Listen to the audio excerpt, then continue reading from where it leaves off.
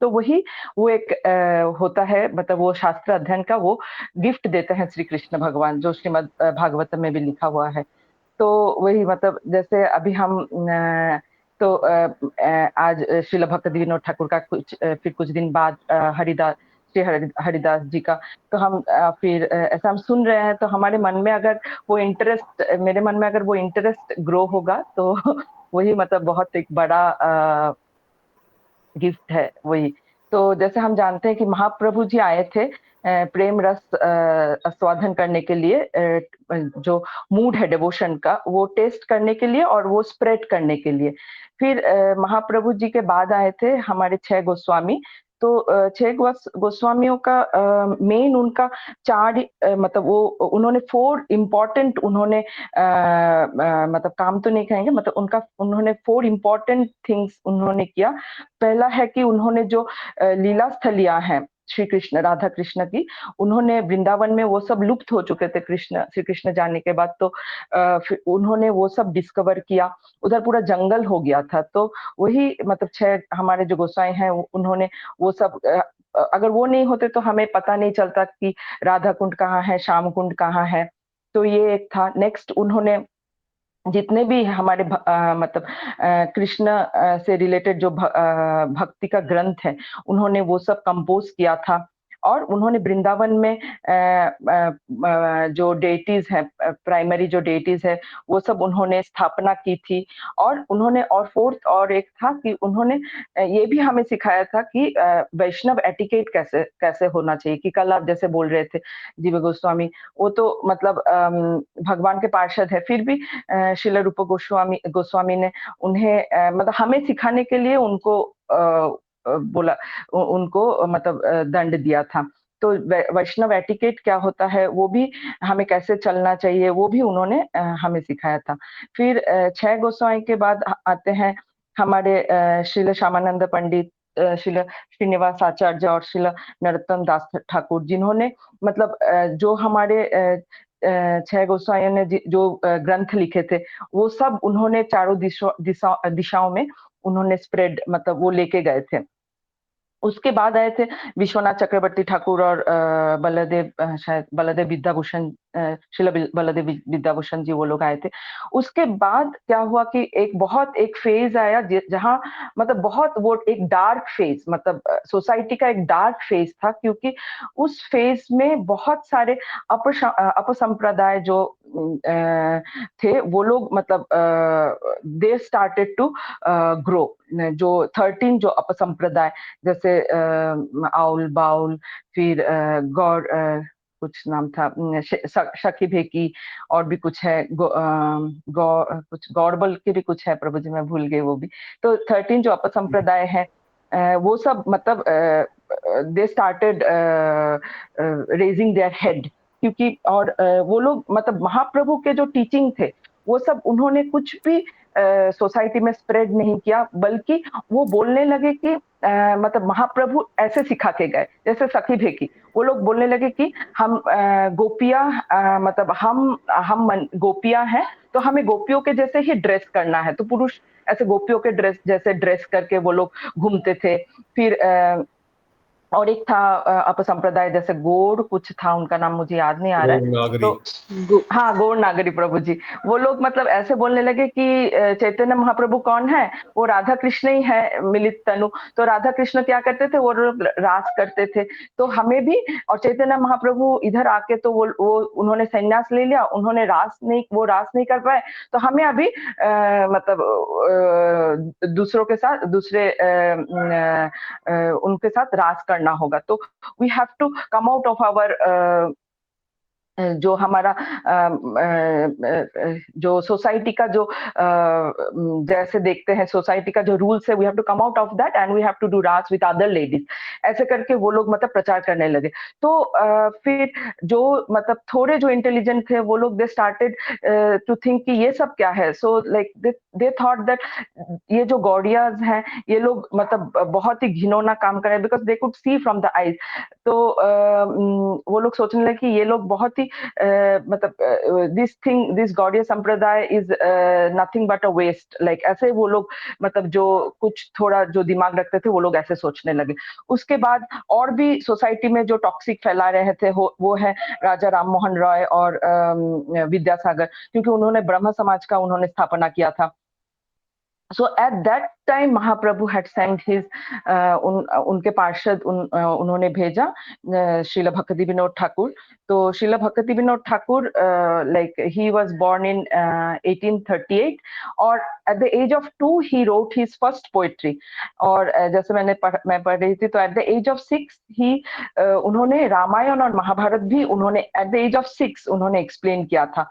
और फिर at the age of 9 उन्होंने एस्ट्रोलॉजी वो पढ़े और एस्ट्रोलॉजी पढ़ के वो मतलब उसमें कुछ भी उनको इंटरेस्ट नहीं आया तो वो साइड में वो उन्होंने रख दिया।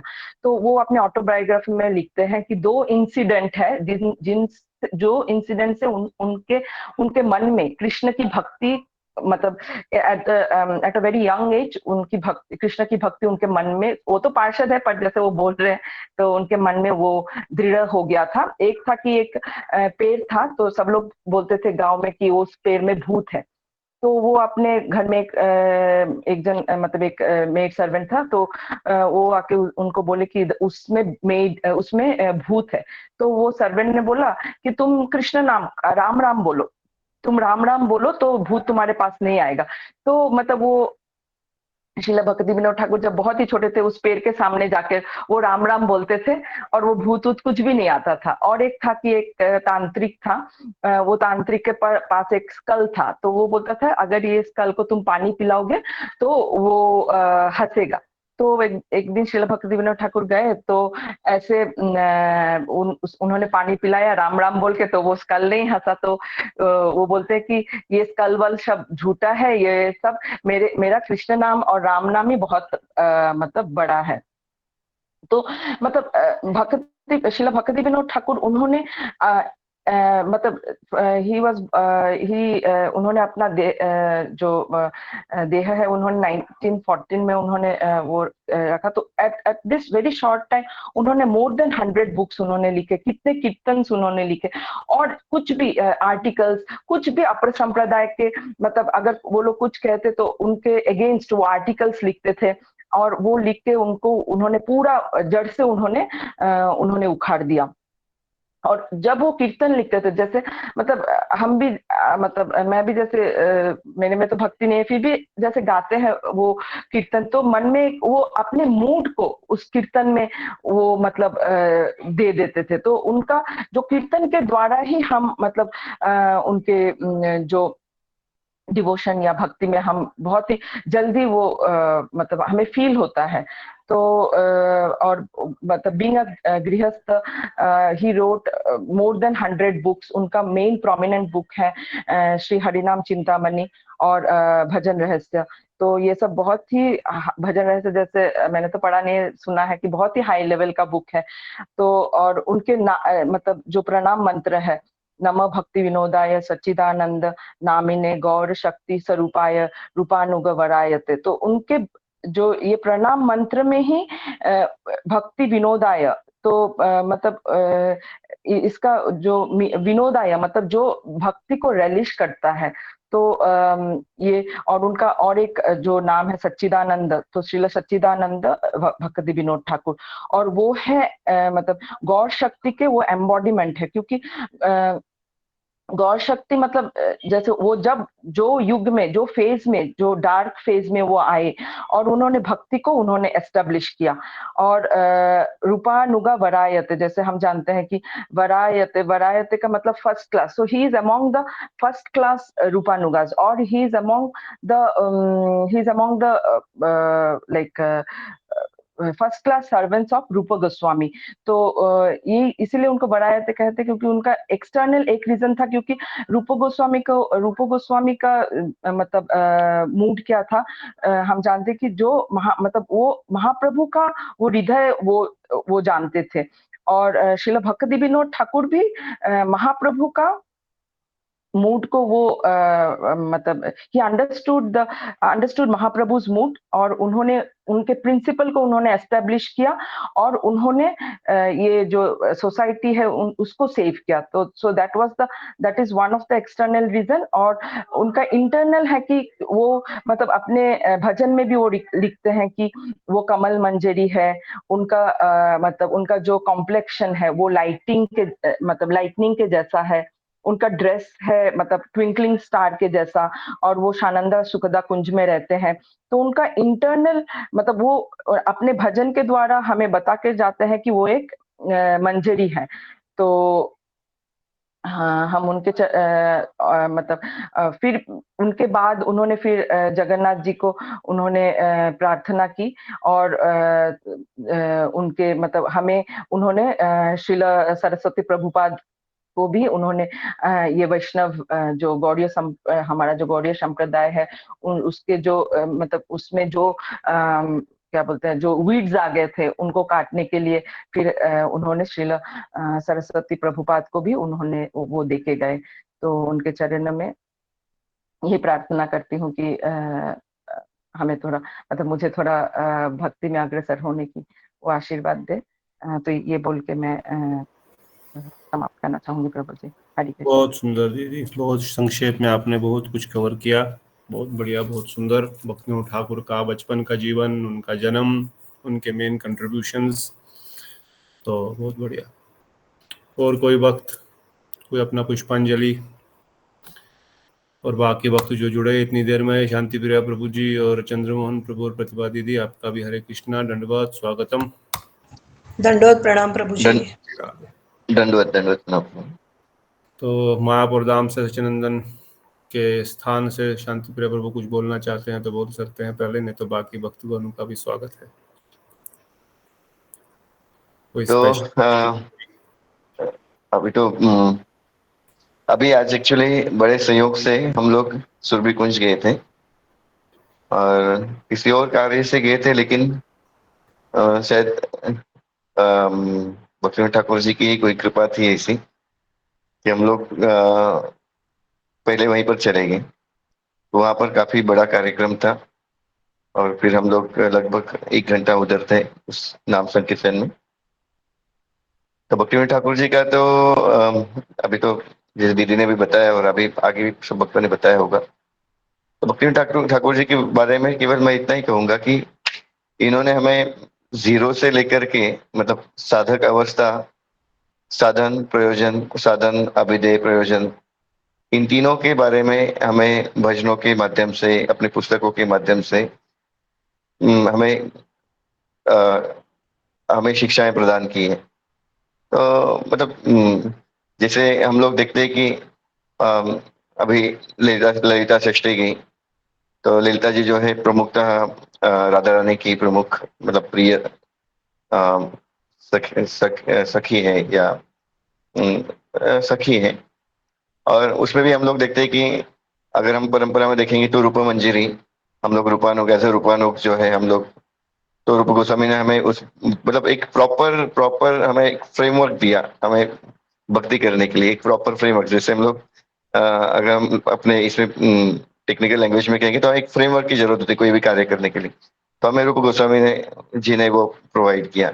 पर उसके आगे भी भक्तिविनोद ठाकुर जी ने हमें उन चीजों को, जिसे हम लोग पढ़ते हैं हमेशा कि सुखदेव गोस्वामी ने श्रीमद् भागवतम बताई जो व्यासदेव जी ने लिखी थी ऑलरेडी, पर उसको खुद चर्वित मतलब खुद रिलीज किया, और उसको फिर से मतलब जैसे प्रभुपाद जी भी उदाहरण देते हैं कि पक्षी जो है एक फल को खाता है, और फिर उस पक्षी जब उस फल की गुठली को छोड़ता है शरीर से, तो उसको उसमें से एक पेड़ उगाता है।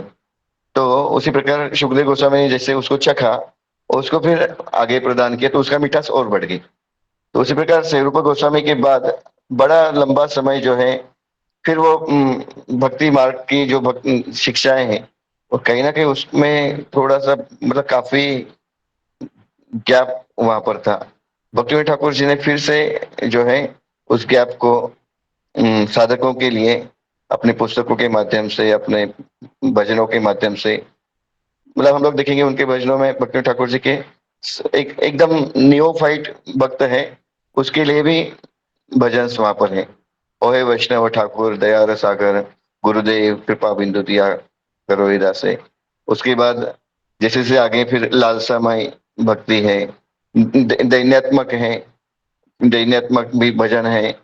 और उसके बाद जो परम मतलब ऐसे स्टेप बाय स्टेप लालसामयी और एक टॉप मोस्ट लेवल की भी जो हम लोग मतलब साध्य अवस्था में जब है उस अवस्था में भी जो है उन भजनों को माध्यम से, उन पुस्तकों के माध्यम से भक्तिविनोद ठाकुर जी ने रूप गोस्वामी जी की शिक्षाएं और मतलब एक प्रकार का उन्होंने फिर से हमें हमारे लिए सब कुछ प्रोवाइड किया। मतलब हमें कोई इधर उधर कुछ भी करने की आवश्यकता नहीं है। हम लोग उन्हीं भजनों के माध्यम से, उन पुस्तकों के माध्यम से हम लोग जो है और गुरु वैष्णवों से अगर हम लोग अनुगत्य में अगर इन सब चीजों को सुनेंगे जो भक्तिविनोद ठाकुर जी ने दिया है तो हम लोग काफी प्रोग्रेस कर सकते हैं। तो यही आज का मेरा अनुभव रहा कि हम मतलब हमारा प्रोग्राम नवद्वीप जाने का था किसी और कार्य के लिए, लेकिन अचानक ही हम लोग उधर चले गए भक्तिविनोद ठाकुर जी के कुंज में और वहां पर काफी अच्छा मतलब आज आनंद लिया। हरे कृष्णा प्रभु। बहुत सुंदर। भक्तिविनोद ठाकुर ने आपको बुलाया, अचानक कुछ नहीं हुआ। आप नवदीप धाम में सेवा कर रहे थे, ठाकुर महाशय बोले आ जाओ, इधर नहीं आओगे आज मेरा समाधि मंदिर पे नहीं आओगे तो क्या मतलब है नवदीप में रहने का। तो ये बहुत विशेष है, हाँ बड़े ही बिल्कुल बिल्कुल। दयालु। आज एक्चुअली सुकांत प्रभु और मैं दोनों साथ में गए थे। बहुत हम लोग का प्रोग्राम एक्चुअली नवद्वीप जाने का था किसी कार्य काम के लिए, लेकिन इन मौके पे मालूम नहीं क्या हो गया तो हमने सोचा कि आज इधर का काम करते हैं। कुछ तो बिजली घर का काम था, इलेक्ट्रिसिटी ऑफिस का, तो वहीं से फिर हम लोग वहां पे चले गए। बहुत सुंदर। तो भक्तिविनोद ठाकुर की एक कृपा है कि कैसे भक्तों को मौका देते हैं, और जैसे प्रभु जी ने बताया हमको कहीं और जाने की कुछ भी आवश्यकता नहीं। कोई भी कथा, कोई भी ग्रंथ, किसी भी आचार्य, किसी भी संप्रदाय से जो भी कुछ मिल रहा है वो भक्तिविनोद ठाकुर ने अपने भजनों के माध्यम से, अपने ग्रंथों के माध्यम से सब कुछ लिखा हुआ। Everything is there from 0 to 100%, from साधन भजन टू साधु अवस्था। उन ग्रंथों में, उन पुस्तकों में, उन भजनों में, उनकी कथाओं में, उनकी शिक्षाओं में, उनकी उपदेशावली में, everything is covered. So if we have that faith and we study under the guidance of Guru Varga, everything is there। हमको कहीं भी कुछ भी और जो हमारे गौड़ीय वैष्णव संप्रदाय में मिलेगा तो कहीं मिलने से रहा वैसे भी। ये बड़ा वैशिष्ट है भक्तिविनोद ठाकुर का, उनकी कृपा से हम ये सब चीजें सुन रहे हैं। और कोई वक्त कुछ अपना अनुभव, अपना कुछ पुष्पांजलि बोलना चाहेंगे तो बोल सकते हैं। गौर हरि गौर हरि गौर हरि गौर Hari Hari Radhe. Okay, if none, then okay, dear Krishna Prabhu, go ahead. प्रभु जी कोई नहीं बोल रहा तो थोड़ा मैं बोल देता हूँ अवश्य 2 बोलिए। मिनट के लिए। मैं बोले फिर भी आप बोल सकते हैं। तो भक्तिविनोद ठाकुर को सब जैसे गुरु जी बोलते हैं वो स्वयं गदाधर पंडित का ही उनका ही आविर्भाव है, उनका ही अंश है। तो वो तो है ही, लेकिन उनकी जो हमारे गोम लीला में कुछ लीला, एक लीला, 2 लीलाओं का मैं थोड़ा वर्णन करना चाहता हूँ जो मैं सुना। उसमें से बोलते हैं जैसे भक्तिविनोद ठाकुर का स्पेशल वैशिष्ट जो था, वो बहुत ही सॉफ्ट स्पोकन थे। मतलब जैसे भक्ति सिद्धांत सरस्वती ठाकुर प्रभुपाद बहुत कठोर, बहुत स्ट्रांगली लोगों को खंडन करते थे चीज़ों के लेकिन भक्तिविनोद ठाकुर बहुत ही सॉफ्ट स्पोकन, मतलब खंडन भी करते थे, इतना प्यार से बोलते थे, इतना इससे करते थे कि वो सामने वाले को बुरा भी नहीं लगता था। बहुत शांत स्वभाव और बहुत सॉफ्ट स्पोकन, ये उनका एक बहुत बड़ा वैशिष्ट कहा गया है। उसमें एक एग्जाम्पल दिए कि एक बार ऐसे ही कुछ जैसे जैसे जब उनको जगन्नाथपुरी का कार्यभार संभालने के लिए दिया गया मजिस्ट्रेट एज ए मजिस्ट्रेट, और फिर जगन्नाथ मंदिर के स्पेशली उनको दिया गया जो उनको मैनेजमेंट का तब उन्होंने वो देखे कि वहाँ पर एक लक्ष्मी मंडप करके जगह है जहाँ पर जो पंडे लोग आके थोड़ा कथा करते हैं, जो लेकिन हमेशा जो मायावाद का ही फिलोसफी ज़्यादा बोलते थे। तो उन्होंने बोला ये अच्छा जगह है जो जहाँ पर मैं थोड़ा भक्ति के बारे में बता सकता हूँ, भक्ति संदर्भ मतलब। तो फिर उन्होंने वहाँ पर आके एक सामने उनके उसके सामने में एक जगह थोड़ा सा मिल बैठ के वो थोड़ा भक्ति के बारे में, भक्ति कीर्तन वगैरह के बारे में बोलने लगे। तो इतना सॉफ्ट, इतना मतलब वहाँ पर हज़ारों लोग आते थे एक एक करके, जो उनकी उनकी कथा सुन के इतने सब प्रभावित होने लगे, इतने ये होने लगे। इवन वो पंडे जो बोलते थे मायावादी कथा वो भी आके सुनने लगे। इतनी अच्छी मतलब है तो वो पार्षद ही वैसे, लेकिन एज ए बोम लीला में भी उन्होंने ऐसा दिखाया। और उस बाद में वो जगह का नाम उन्होंने भक्ति मंडप रखा है। यहाँ सामने जो मंडप था उसके सामने भक्ति मंडप के नाम से उसी तरह से बहुत सारे उनकी लीलाएं हैं। एक लीला उन ऐसे ही एज ए मजिस्ट्रेट उन्होंने एक उनके पास एक केस आया, मतलब वहाँ पुरी के पास में कोई जगह है, भुवनेश्वर के पास में एक जगह थी जहाँ पर एक व्यक्ति था जो कुछ नाम मैं भूल गया नाम, तो वो नाम से वो अपने आप को विष्णु का अवतार बोल रहा था, मैं विष्णु का अवतार हूँ, मेरे पास ये ताकत है, मैं मेरे पास ये है वो है, मैं और बोलता था कि मैं अभी सब शंख शंख चक्र गदा लेके सभी यमनों का नाश करने वाला हूँ और आने वाली पूर्णिमा में मैं सबसे पहले रास करने वाला हूँ। ऐसे रास वास इसी चक्कर में इस मत कोई डोंगी था, थोड़ी सिद्धियां थी उसके पास, लेकिन था असली डोंगी। तो अभी जो उधर के आसपास के लोगों को पता चला ये तो ये रास वास करने का वहाँ की औरतों को थोड़े सिद्धियां दिखा के चमत्कार दिखा के वैसे करा करा लिया था। तो उन्होंने जाके वक्त में उन्होंने कंप्लेन किया और फाइनली वो केस जो है भक्तिविनोद ठाकुर के पास पहुंच गया।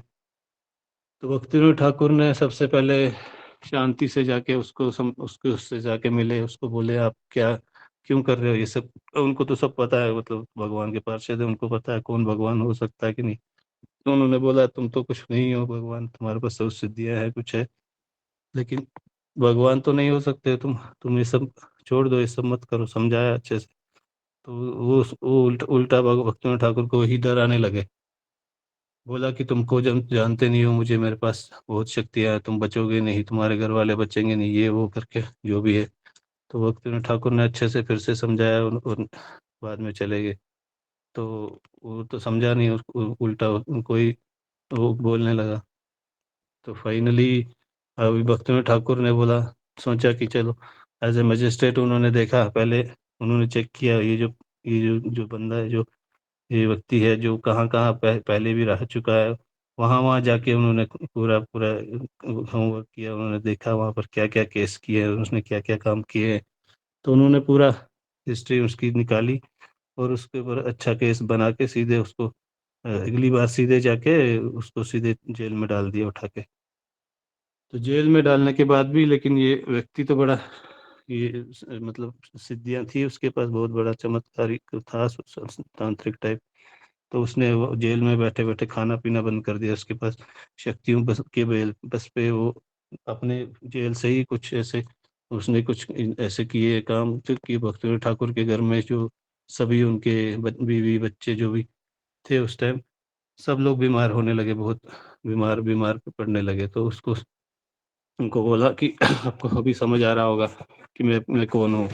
तो उन्होंने बोला ठीक है, मैं समझ गया तुम कौन हो, हमको मुझे पता है, लेकिन जगन्नाथ जी पे मुझे पूरा विश्वास है। वो बोलता था कि जगन्नाथ क्या है, जगन्नाथ कुछ नहीं है, मैं भगवान हूँ, जगन्नाथ तो एक लकड़ी का टुकड़ा है, उसमें क्या है। तो वो बोले ठीक है कोई बात नहीं, मुझे सब पता है। तुम वो जाके जगन्नाथ जी से का चरणामृत लेके अपने बेबी बच्चों को सबको पिलाए, और उनको सब जो भी बीमारी उनको लग रहा था जो भी वो सब ठीक हो गए। तो इससे ये भी सीख मिलती है कि हमें जो है ये सब टेम्परेरी जो बीमारियां आती है, किसी तरह की प्रॉब्लम्स आती है, उस सब से डर के तांत्रिक वांत्रिक ये सब लोगों के चक्कर में नहीं पड़ना चाहिए। हमेशा भगवान के ऊपर भरोसा रखना चाहिए। भक्तिनाथ ठाकुर ने एक शिक्षा दी है इसमें।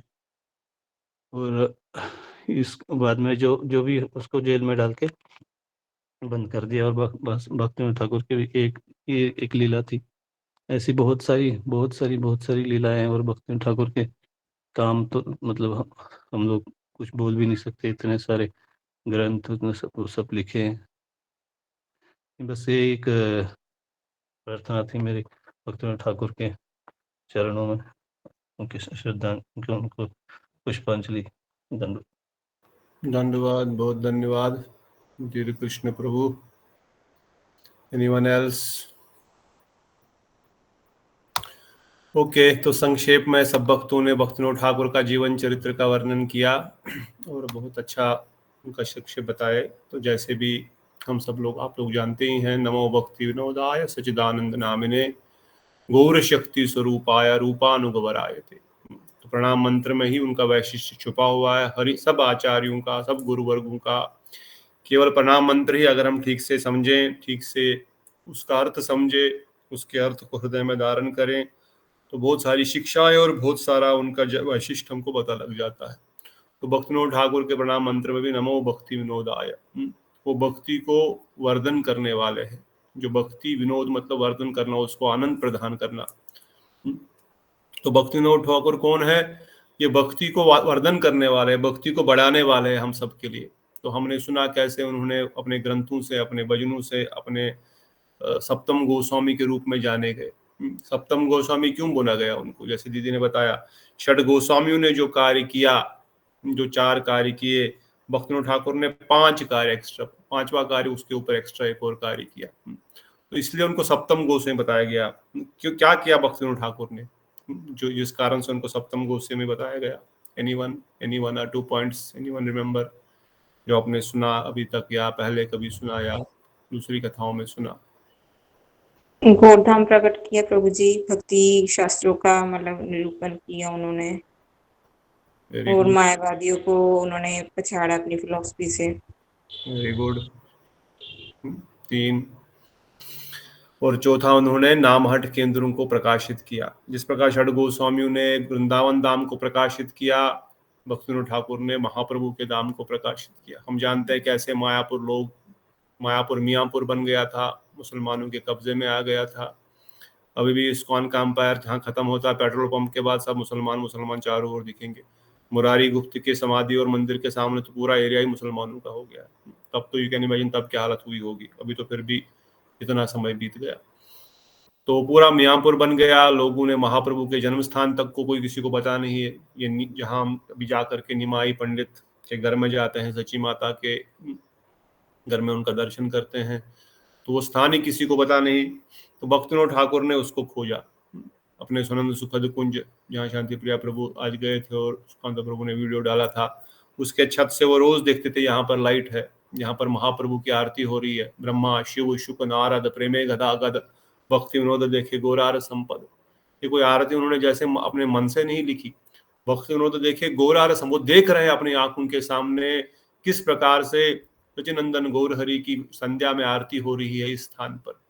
किस प्रकार से ब्रह्मा शिव जी, शुकदेव गोस्वामी, नारद, ये सब आकर के गायन कर रहे हैं, अर्चन कर रहे हैं। और उसी स्थान पर एक लाइट प्रकट हो रही है और फिर वो देख रहे हैं क्या है क्या। फिर उन्होंने जगन्नाथदास बाबा जी महाराज की कृपा से उनको साथ में लेकर के उन्होंने इस गौरधाम को प्रकाशित किया। स्वयं भक्ति सिद्धांत प्रभुपाद जी उनके साथ थे। जहां जहां भक्तिनाथ ठाकुर जाते थे, ज्यादातर उनके साथ श्रील भक्ति सिद्धांत प्रभुपाद जी भी हमेशा रहते थे। छोटे से थे पर फिर भी उनके साथ ही हमेशा रहते थे, विशेषकर जब उन्होंने प्रचार कार्य शुरू किया। तो ये गौरधाम को प्रकाशित करना, जो जैसे दीदी ने बताया, महाप्रभु के अलग अलग स्थानों को प्रकाशित करना। अब जीव गोस्वामी ने नित्यानंद प्रभु के साथ वृंदावन परिक्रमा की, नित्यानंद प्रभु ने उनको कराया परिक्रमा, जो हमने कल भी सुना। परंतु वो कौन जानता है उन्होंने परिक्रमा कराया? किसी ग्रंथ में किसी ने लिखा, किसी ने नहीं लिखा। तो किसने इसको प्रकाशित किया? भक्तिनाथ ठाकुर ने प्रकाशित किया। ये नवदीप के नवधाम जो है, जो नवदीप है, अलग अलग दीपों का अलग अलग महत्व क्या है भक्तिविनोद ठाकुर ने अपने ग्रंथ में लिखा, नवदीप धाम महत्व में प्रकाशित किया। नित्यानंद प्रभु को कैसे परिक्रमा कराई, ये भी भक्तिविनोद ठाकुर ने अपने ग्रंथ में प्रकाशित किया। तो जैव धर्म, हरिनाम चिंतामणि, भजन रहस्य, जैसे आप सब लोगों ने बताया कैसे कैसे ग्रंथों को हमको प्रकाशित किया। तो इन ग्रंथों के माध्यम से दाम को प्रकाशित किया, ग्रंथों को प्रकाशित किया, और इन्हीं के माध्यम से भक्ति का वर्धन होगा। अगर हम घर पे बैठेंगे 24 घंटे और भजन कर पाएंगे तो नहीं होता। जब हम मठ मंदिर जाते हैं, थोड़ा कीर्तन कथा साधु संग में रहते हैं तो थोड़ा आनंद आता है, थोड़ा रिइंफोर्समेंट मिल जाता है भक्ति मार्ग के लिए। उसी प्रकार से जब हम धाम चले जाते हैं, वृंदावन परिक्रमा जाते हैं, नवदीप परिक्रमा जाते हैं, जगन्नाथपुरी जाते हैं, तो हमको फिर से एक एनर्जी मिल जाती है, क्योंकि धाम में भुवन पावनी शक्ति है। जहाँ पर वैष्णव, जहाँ पर स्वयं भगवान आए हैं, वो तो भगवान का निज परिकर है, वो तो भगवान से अभिन्न भगवान का धाम है। भगवान का धाम, भगवान का महाप्रसाद, भगवान का श्री विग्रह, भगवान का नाम, ये स्वयं भगवान से अभिन्न है। इसलिए बोलते हैं ये चार चीजें भगवान से अभिन्न है, नाम, दाम, प्रसाद, चरणामृत, अभिन्न है भगवान से। हमारी क्षमता नहीं देखने की, हमको लगता है चरणामृत है पानी है, दाम है तो कुछ मिट्टी है, कुछ गंदा है, वॉटेवर, और नाम में भी कहाँ, मुझे तो कुछ ट्रांसफॉर्मेशन दिख नहीं रही है। पर ये सब अभिन्न है। जिस दिन ये रियलाइजेशन आएगी उस दिन समझो भगवत भक्ति पूर्ण हो गई। परंतु ये अभिन्न है, इसलिए दाम को प्रकाशित किया। वो दाम में जाने से वो हमारी भक्ति का वर्धन होता है। इन भजनों के माध्यम से, इन ग्रंथों के माध्यम से, जब हम कथा सुनते हैं, जब हम गौर लीला सुनते हैं, जब हम जैव धर्म सुनते हैं, हरिनाम चिंतामणि सुनते हैं, नाम अपराधों के बारे में डिटेल में वर्णन किया, कैसे शुद्ध भक्ति की जाएगी, तो कैसे भक्ति का वर्धन होगा। उनके नाम में ही प्रकाशित है, नमो भक्ति विनोदाय। ये भक्ति को विनोद, उसको वर्धन, उसको आगे बढ़ाने वाले हैं। पर कैसे? दाम को प्रकाशित करके, नाम को प्रकाशित करके, इन ग्रंथों को प्रकाशित करके इन्होंने भक्ति का वर्धन किया। नमो भक्ति विनोदाय। सच्चिदानंद नाम है उनका, नाम सच्चिदानंद है। वो है तो भगवान के निज परिकर, इसमें कोई दो राय नहीं है। इसलिए सच्चिदानंद, सच्चित आनंद स्वरूप के ही अंश है, वो उनके ही स्वरूप है। और किसके स्वरूप है सच्चिदानंद में? किसके स्वरूप? गौर शक्ति विग्रहाय। ये गौर शक्ति के श्री विग्रह है। विग्रह मतलब मूर्ति, विग्रह मतलब मूर्तिमान, अर्थात द फॉर्म। गौर शक्ति को अगर एक फॉर्म दी जाए, महाप्रभु की शक्ति, गदाधर पंडित, गदाधर जो स्वयं राधा रानी है, उनको अगर एक फॉर्म, अलग से फॉर्म क्रिएट किया जाए, उनका अगर विग्रह बनाया जाए, तो विग्रह जो है वो भक्तिविनोद ठाकुर है। इसलिए गौर शक्ति स्वरूपाय रूपानुगवरायते, ये गौर शक्ति के स्वरूप है, ये राधा शक्ति के स्वरूप है। अब इसका क्या प्रमाण है? अब राधा शक्ति के स्वरूप आप बोल रहे हैं, कैसे बता सकते हैं राधा शक्ति के स्वरूप है? तो सामने के दो हमने भक्तिविनोद ठाकुर के जो भक्ति वर्धन के विषय में वर्णन किया, वो दो चीजों के बारे में, उनके ग्रंथ, उनके दाम का प्रकाशित, उनके नाम का प्रकाशित। अब गौर शक्ति राधा रानी की क्या सेवा है? राधा रानी की शक्ति कौन है? राधा रानी की शक्ति रूप मंजरी है। राधा रानी की शक्ति उनकी सखियां हैं, है ना। कृष्ण की शक्ति संविद, आह्लादनी और संदनी, और आह्लादनी शक्ति राधा रानी। अब गौर शक्ति, महाप्रभु की शक्ति, उनका स्वरूप, अर्थात राधा रानी की शक्ति का स्वरूप जो है भक्तिविनोद ठाकुर। तो उनके निज स्वरूप में, जैसे दीदी बताए, विनोद मंजरी, या उस भक्तिविनोद ठाकुर की अपने, जैसे भजन में भी कहते हैं, जैसे हम शाम को आरती गाते हैं, जय जय राधा कृष्ण युगल मिलन, अंत में क्या बोलते हैं? आरती गाए सी भक्ति विनोद।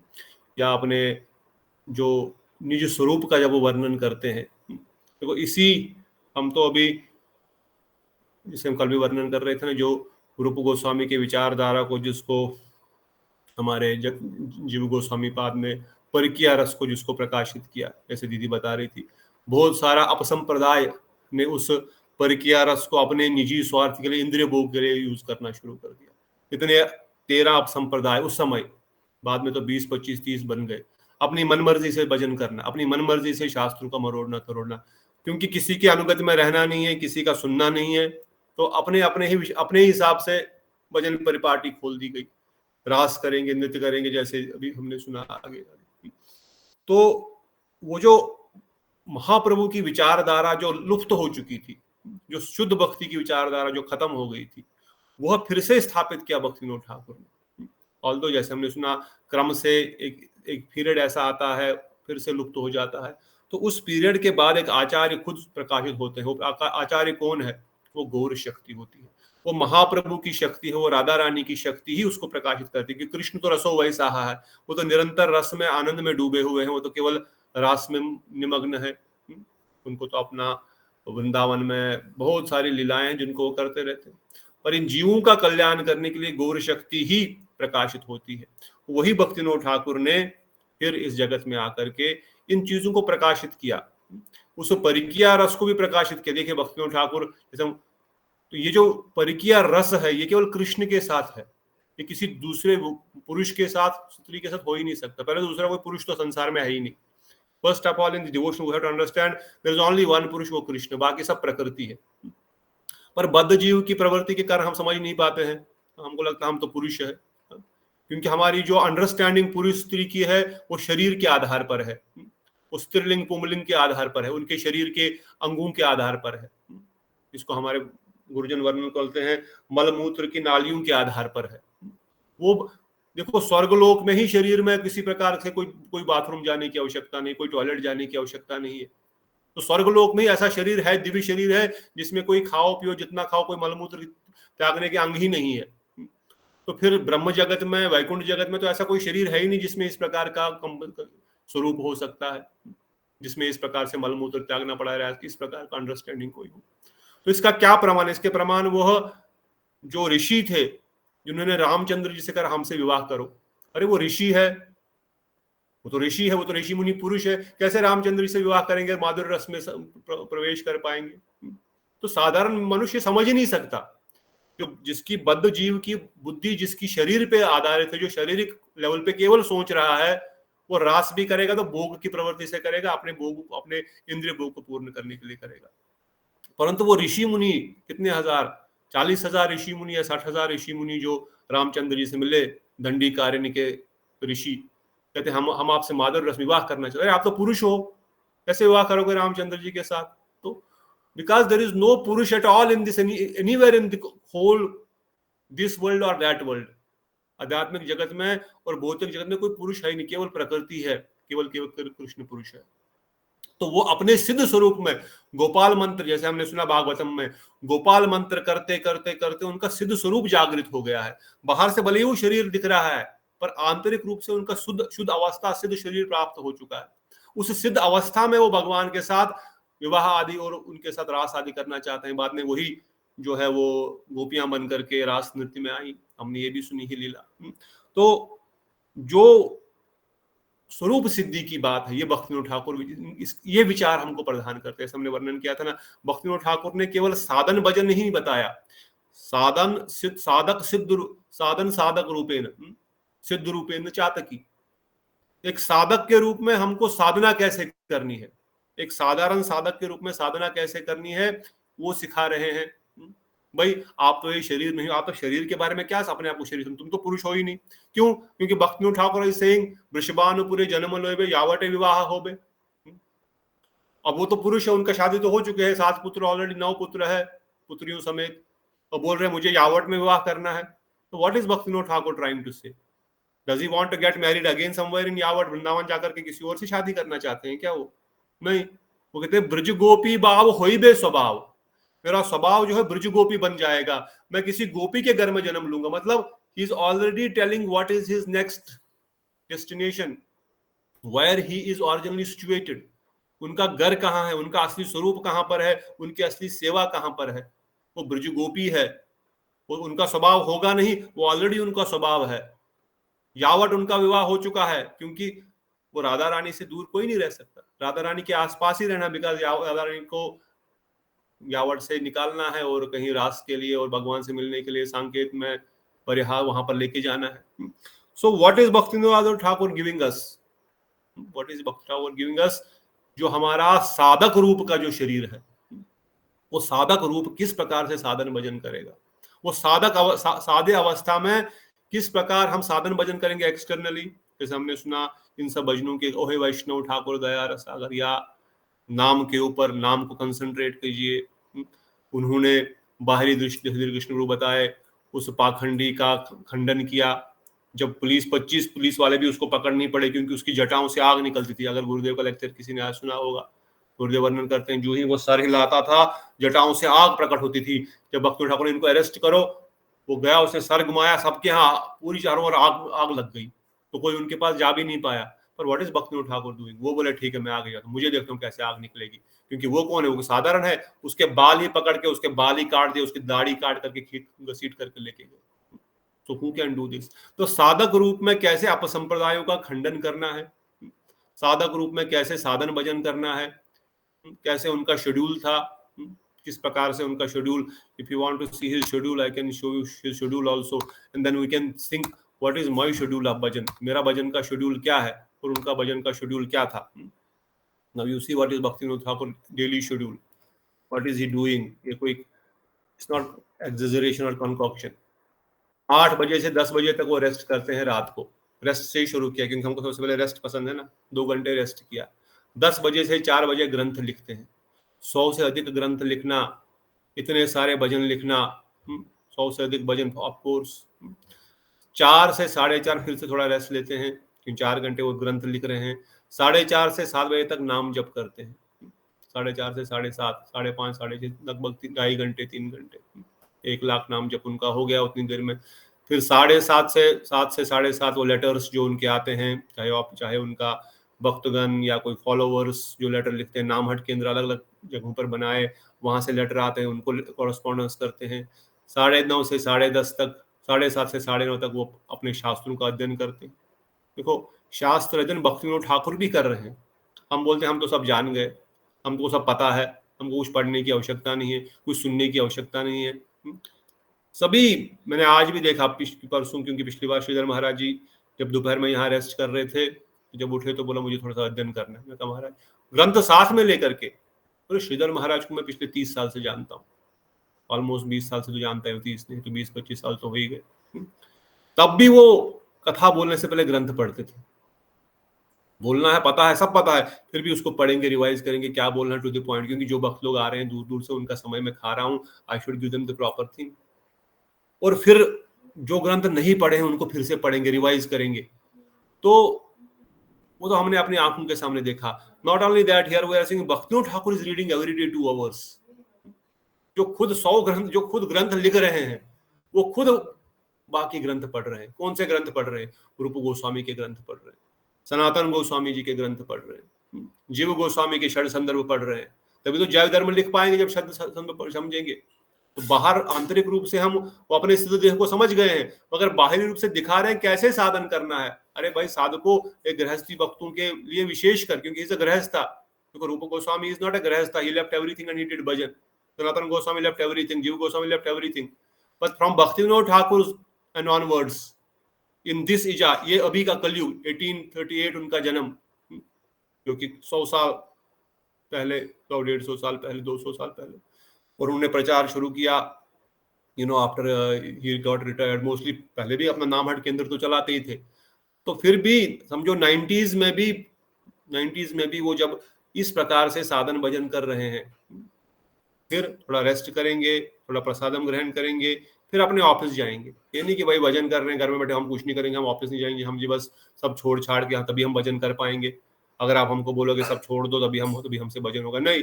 9 बजे से 1 बजे तक अपना ऑफिस ड्यूटी कर रहे हैं कि 10 से 11, 3 घंटे, फिर थोड़ा घर आएंगे, प्रसाद वसाद पाएंगे, थोड़ा रेस्ट करेंगे हल्का सा, फिर से अपने कोर्ट वापस चले जाएंगे, फिर से 2 घंटा वहां पे 3 घंटा काम करेंगे, 2 से 5, फिर ट्रांसलेशन।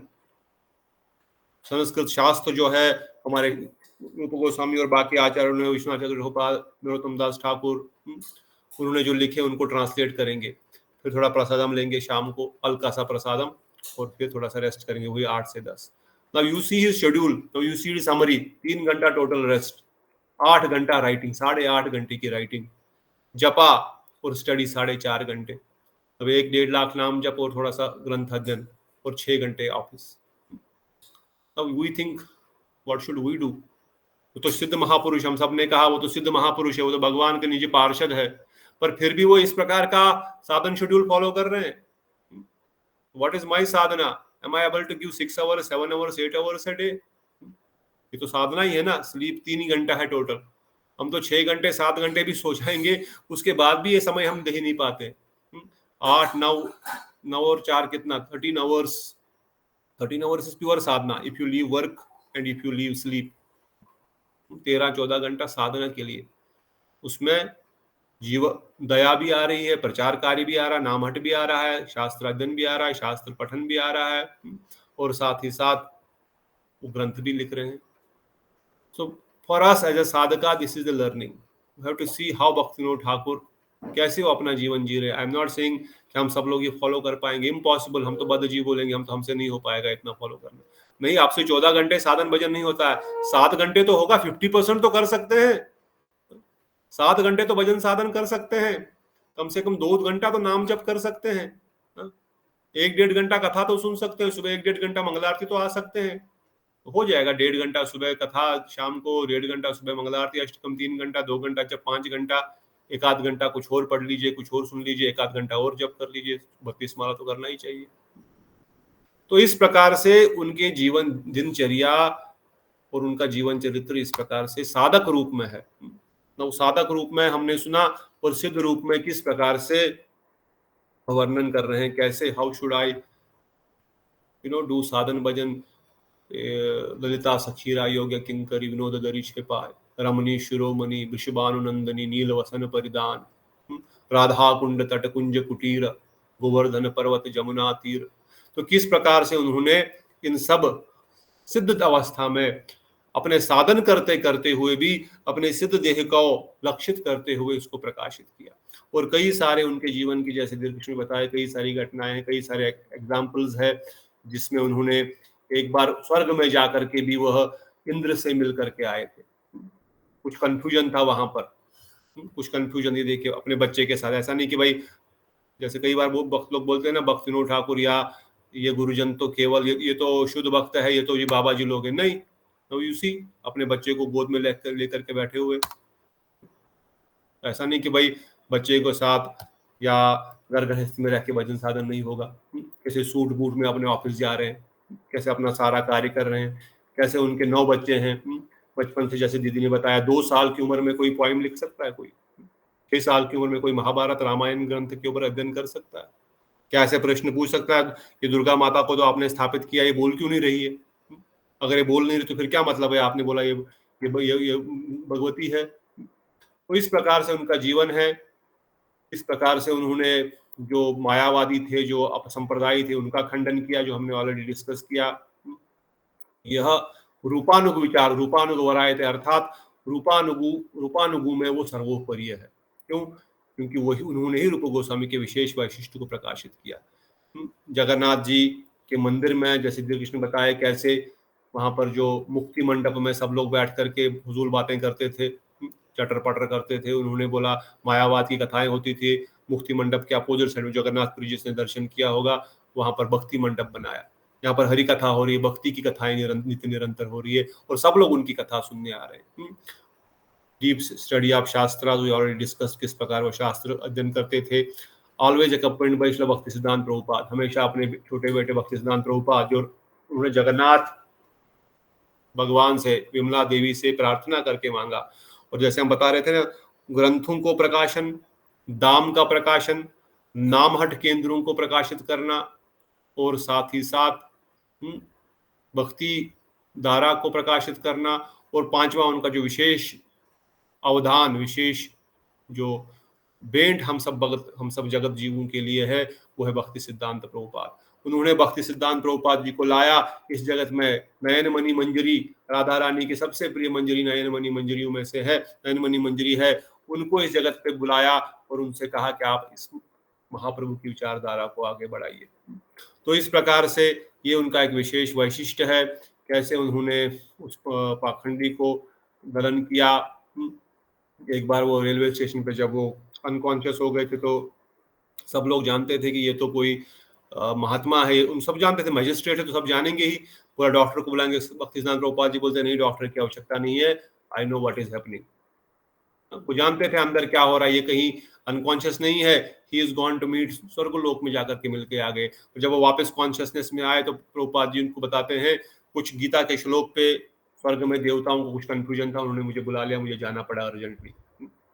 प्रभुपाद सब जानते हैं, इसलिए उन डॉक्टर को भी नहीं बुलाने दिया. यू कैन इमेजिन, भगवान शिव जब जगन्नाथपुरी में उन्होंने उनका जॉब था और उसके बाद रिटायरमेंट होने के बाद वो मायापुर आए, फिर से जगन्नाथपुरी जाना चाहते थे। तब भगवान शंकर जी उनको बोले अगर आप यहाँ से चले जाएंगे तो मैं अकेला हो जाऊंगा, बड़ी मुश्किल से वैष्णवों का संग मिलता है, कृपा करके यहीं पर मुझे संग दीजिए। गंधर्वों के साथ उनकी मुलाकात हुई।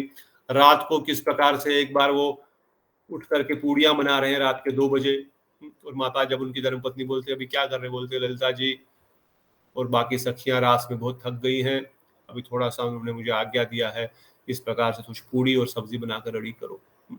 Practically he is getting up, मानसिक रूप से नहीं करे, प्रैक्टिकली उठ करके दे रहे हैं। तो किसको देंगे? साक्षात राधा गोविंद ललिता विशाखा जी को अर्पण करने वाले हैं। योगपीठ को उन्होंने स्थापित किया, जो हमने सुना महाप्रभु का बर्थ प्लेस। तो so many things are there. Original extraordinary literature को उन्हें प्रकाशित किया। ओरिजिनल पॉइजनर ऑफ गौड़िया मठ की विचारधारा उनके द्वारा स्थापित हुई। Deep meaning of simple kirtans, जो महाप्रभु के अष्टकम है, जो मन शिक्षा है जिसको हमने पढ़ा, जो रूप गोस्वामी का उपदेश अमृत है, वो भी भक्तिविनोद ठाकुर ने बंगला भजनों के द्वारा स्थापित किया है। हम कभी कभार मठ में भी गाते हैं। मतलब जो अष्टकम है, जो इवन वो तो संस्कृत में है ही है, इवन जो शिक्षाएं उपदेश अमृत की, मन शिक्षा की, वो भी भक्तिविनोद ठाकुर ने बंगला भजनों के माध्यम से सभी भक्त उसको समझ सके, साधारण भाषा में समझ सके, उतना भी उन्होंने शरणागति से लेकर के लालसामयी भक्ति तक, जो हमने पहले भी सुना, उसको प्रकाशित किया। ब्राह्मण वैष्णव कौन सुपीरियर है, और फिर अंत में उनका जो अंतलीला 1914 में भक्तिविनोद ठाकुर इस धराधाम से जब वापस चले गए, तो उन्होंने अपने पुत्र श्री भक्तिसिद्धांत सरस्वती ठाकुर प्रभुपाद को इस विचारधारा को आगे बढ़ने के लिए, हम सब जीवों का कल्याण करने के लिए छोड़ा।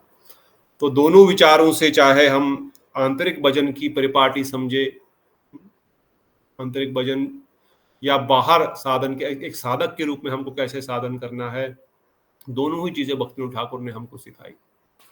दोनों ही चीजों में उन्होंने खुद प्रतिष्ठापित होकर के उसका पालन किया, उसको जीवन में अप्लाई किया और फिर दूसरों को सिखाया। ये नामहट केंद्र हम बोलते हैं, प्रभात फेरी सुबह जिसको हम बोलते हैं, नगर कीर्तन हम बोलते हैं, ये किसने शुरू किया? भक्तिविनोद ठाकुर ने शुरू किया।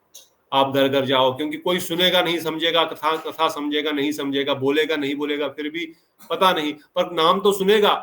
क्योंकि हरिदास ठाकुर को जब महाप्रभु ने पूछा, उसने कहा जो ये यवनों का भी कल्याण हो जाएगा ये नाम कीर्तन जब सुनेंगे, पेड़ों का भी कल्याण हो जाएगा नाम कीर्तन सुनेंगे।